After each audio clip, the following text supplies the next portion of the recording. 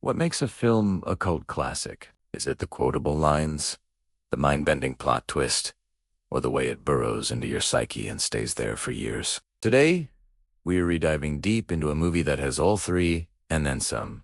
David Fincher's 1999 masterpiece, Fight Club.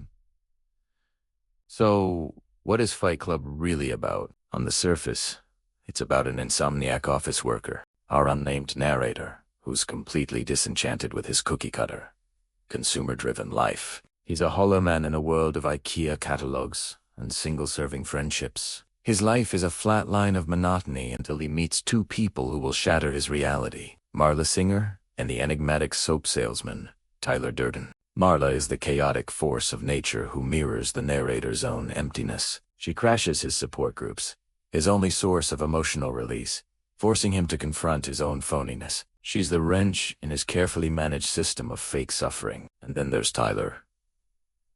Tyler is everything the narrator is not. He's charismatic, rebellious, and dangerously free. He looks the way you want to look.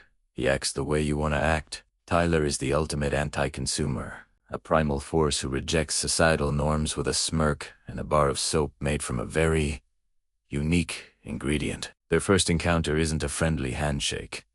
It's a parking lot brawl. This spontaneous act of violence is surprisingly therapeutic for our narrator. It's a raw, visceral experience that makes him feel alive for the first time in ages. This single fight blossoms into something much bigger. Fight Club. The first rule of Fight Club is, you do not talk about Fight Club. The second rule is, well, you know. It starts in the basement, a secret society for men to shed their white-collar skins and reconnect with their primal selves. It's a place to feel pain, to feel real, in a world that numbs them with comfort and conformity. The club offers an escape, a brotherhood built on blood, sweat, and shared rebellion. But Fight Club is just the beginning. Tyler's vision is much grander, much more destructive. He channels the club's raw energy into a new venture, Project Mayhem. This is where the film's social commentary sharpens its teeth. Project Mayhem is an anarchist organization dedicated to tearing down the pillars of modern society. Their targets: corporate art, coffee shop chains, and the credit card companies that hold everyone in financial servitude. Their goal is to hit the reset button on civilization, to erase the debt and bring society back to a state of primitive equality. It's a radical, terrifying idea, but it's born from a very real sense of frustration that many people felt and still feel today. The film brilliantly satirizes our obsession with material possessions, the idea that the things you own end up owning you. As Project Mayhem spirals out of control, our narrator finds himself increasingly marginalized. He created this world with Tyler, but now he's just another cog in Tyler's destructive machine. He starts to question everything, especially his relationship with Tyler, who seems to be everywhere and nowhere at once. The lines between them blur, leading to one of the most iconic and shocking plot twists in cinema history. I won't spoil it for you if you haven't seen it, but let us just say,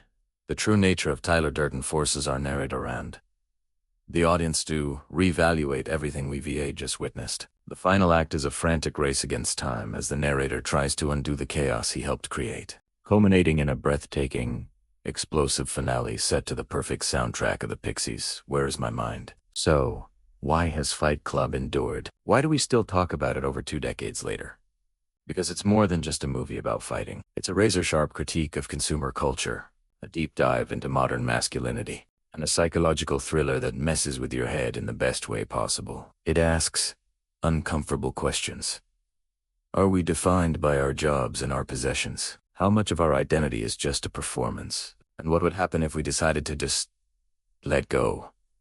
David Fincher's direction is flawless. The gritty, desaturated visuals, the subliminal flashes of Tyler before he even properly introduced. Every frame is meticulously crafted to create a sense of unease and psychological decay. Brad Pitt's performance as Tyler Durden is legendary. He embodies a dangerous, seductive ideology. Edward Norton is brilliant as the unraveling narrator, and Helena Bonham Carter perfectly captures Marla's tragic, chaotic energy. Fight Club was a box office disappointment upon its release.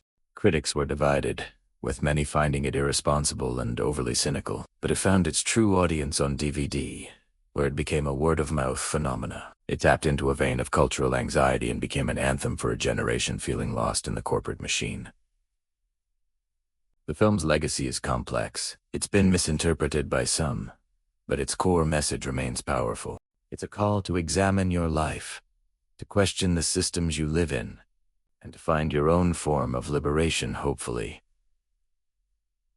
A less destructive one than Project Mayhem. It's a story about breaking free from the self-imposed prisons of expectation and finding something real, even if you have to get a few bruises along the way. Whether you see it as a cautionary tale, a social satire, or a philosophical manifesto, Fight Club is a film that demands to be seen and discussed. It has a cinematic punch to the gut that will leave you thinking long after the credits roll. If you've seen it, what's your favorite line or theory? Let me know in the comments below.